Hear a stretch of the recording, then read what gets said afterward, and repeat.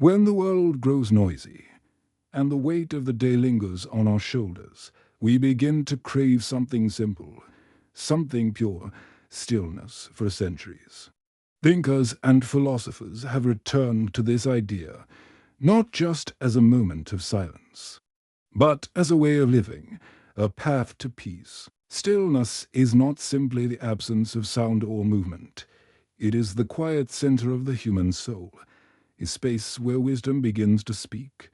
To the philosophers of the past, stillness was a key to clarity, a doorway to truth, and even a source of strength. Tonight, as we close our eyes and let the day fade away, we'll listen to what the great minds of history said about stillness, from the measured reflections of Aristotle, to the probing questions of Socrates, to the grounded wisdom of the Stoics. Each offers us a different glimpse into the power of quiet. Let us begin with Aristotle, the philosopher of reason and balance. Aristotle's perspective. Aristotle, the great philosopher of balance and reason, never saw stillness as an empty pause. To him, it was a doorway to the highest form of human life. He often spoke of eudaimonia, a word that means more than just happiness. It is the sense of living fully, flourishing in harmony with your true nature. In Aristotle's view, a flourishing life could not be built only on action, ambition, or constant striving. Action without reflection is like running without direction, movement, but no meaning. Stillness, however, offers the space for contemplation.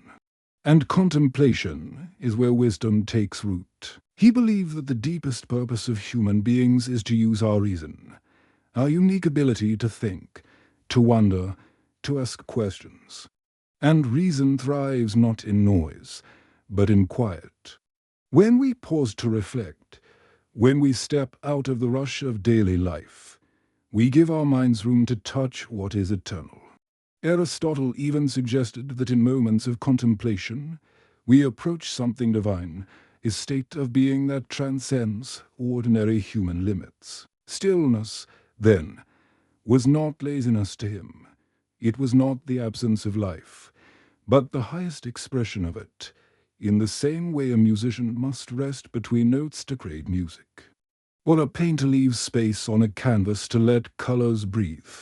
Aristotle saw stillness as essential to the harmony of a well-lived life. So, as you rest tonight, imagine his perspective. Stillness is not wasted time. It is the breath of wisdom between the busy notes of the day. It is where balance is restored, where the mind remembers its purpose, and where the soul finds its quiet strength. Socrates and Plato on stillness. Before Aristotle, there was his teacher Plato, and before Plato, the unforgettable figure of Socrates. Both men understood stillness in a way that feels almost timeless for them. Stillness was not just a pause in action, but a method of discovery, a path to truth. Socrates was famous for conversation, for asking questions that unsettled and inspired those round him. But those who knew him also noticed something curious. He could stand in silence, motionless, for long stretches of time.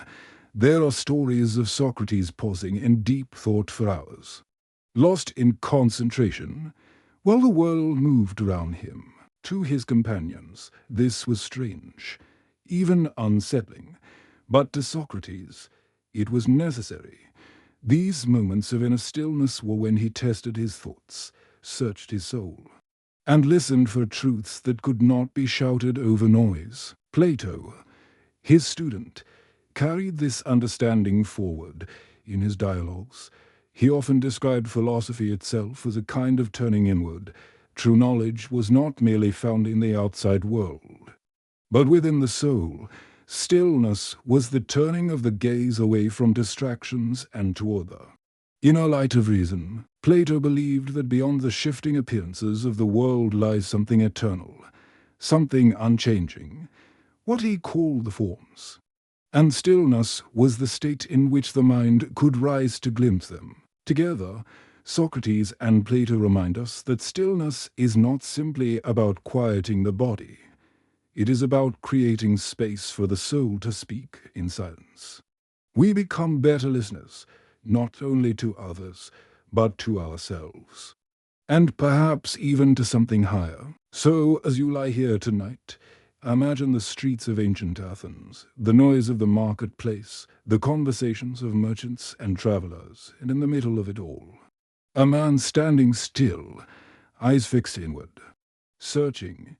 That stillness is not weakness, it is strength, a strength that listens, questions, and transforms. The Stoics on stillness.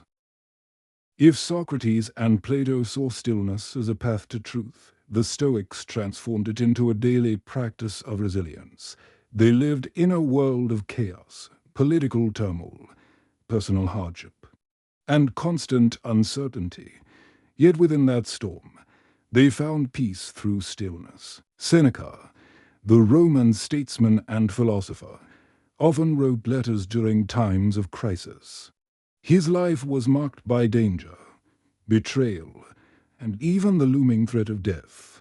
And yet, he reminded himself and us that peace does not come from controlling the world outside.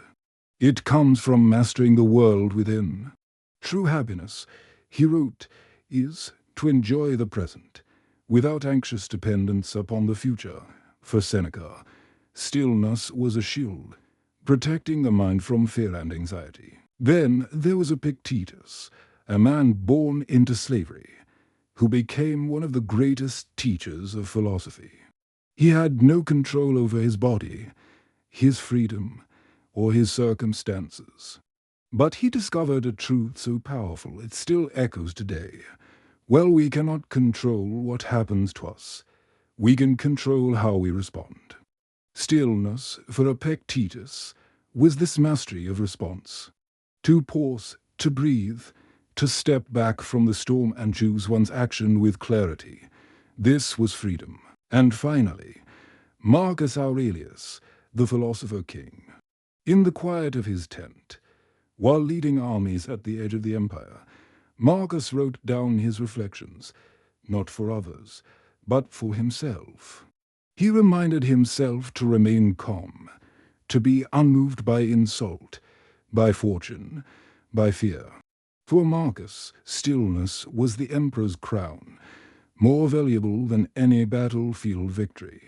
Nowhere, he wrote, can man find a quieter or more untroubled retreat than in his own soul. The Stoics show us that stillness is not just for scholars or sages. It is for all of us, in the ordinary struggles of life. When a problem appears, when a person angers us, when fear begins to rise, stillness gives us space to choose wisely instead of reacting blindly. So tonight, as you settle deeper into rest, imagine yourself alongside these thinkers, Seneca in the candlelight of Rome, Epictetus teaching in a small crowded room, Marcus Aurelius under the stars of a distant battlefield, each of them, despite the noise of their world, discovered the unshakable calm within.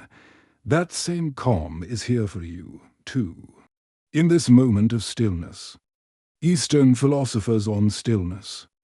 While the Stoics cultivated stillness as a form of inner discipline and resilience, Eastern traditions often approached stillness as a path to harmony and enlightenment.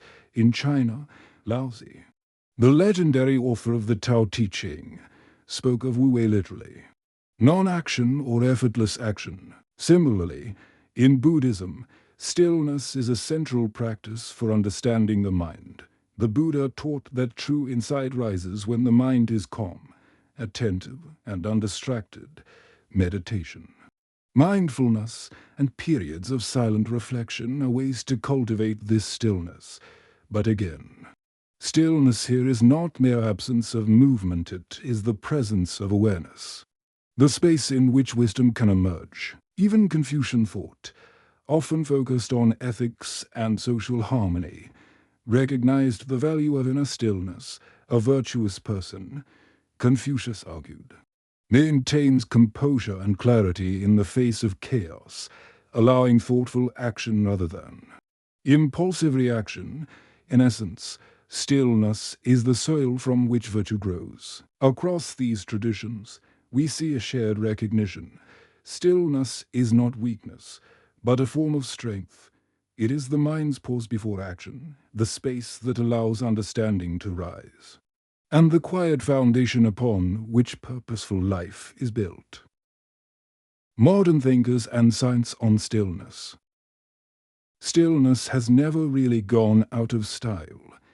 It has simply evolved in its interpretation.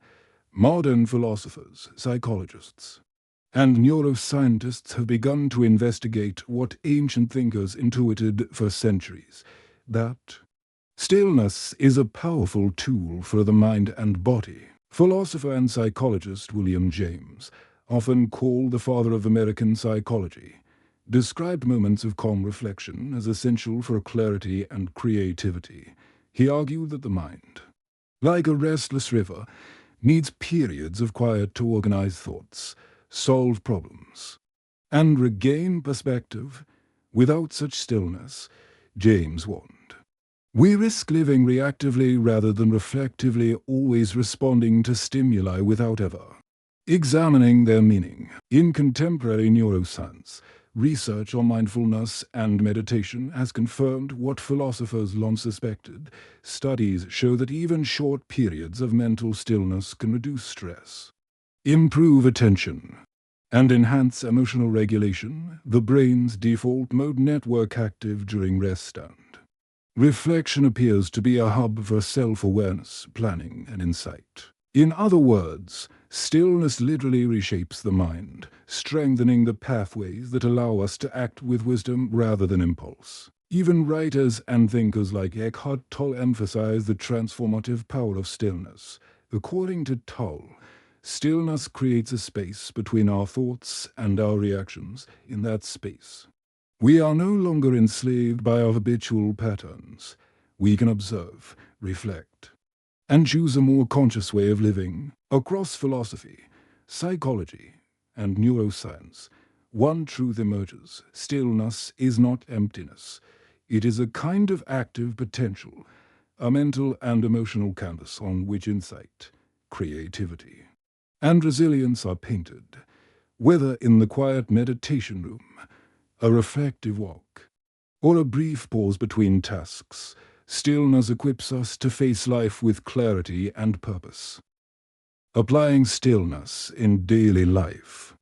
After exploring how philosophers, emperors, and scientists have understood stillness, you might wonder, how can we actually bring this into our modern, fast-paced lives? Fortunately, stillness is less about escaping life and more about engaging with it more consciously. Start with small pauses, even a few minutes of deliberate quiet, no phone, no notifications, can help reset your mind. The Stoics practiced this daily, reflecting on their thoughts each morning and evening, building a mental clarity that guided their actions. Practice mindful observation. Laozi and Buddhist masters teach that observing the world without rushing to judge or react cultivates a calm mind. Notice the breeze, the rustle of leaves, or the rhythm of your breath. This type of stillness trains you to be present. Reflect before responding. When emotions run high, pause. Epictetus reminds us that our reactions, not external events, shape our inner peace by inserting even a brief moment of reflection. We shift from impulsive reaction to thoughtful action. Make space for meditation or contemplation, whether it's traditional meditation, journaling, or a quiet walk. Allocate time to let your thoughts settle. Modern neuroscience shows that these practices strengthen the mind's ability to focus, manage stress, and foster creativity. Integrate stillness into your routines. It doesn't have to be a separate activity, even while working, walking, or waiting. Small moments of conscious breathing or mental pause create a ripple effect of calm throughout your day. Stillness, ultimately, is not about stopping life, it's about enhancing it. It gives us clarity in chaos, strength in difficulty, and the ability to live more fully. As we move through our daily routines, the wisdom of the Stoics, the insight of Laozi, and the findings of modern science remind us, in stillness, we find both ourselves and the world more vividly than ever before. From the Stoics of Rome to Laozi in ancient China, from the Buddha to modern neuroscience, one idea echoes across time and culture. Stillness is not a passive retreat, it is an active, transformative force.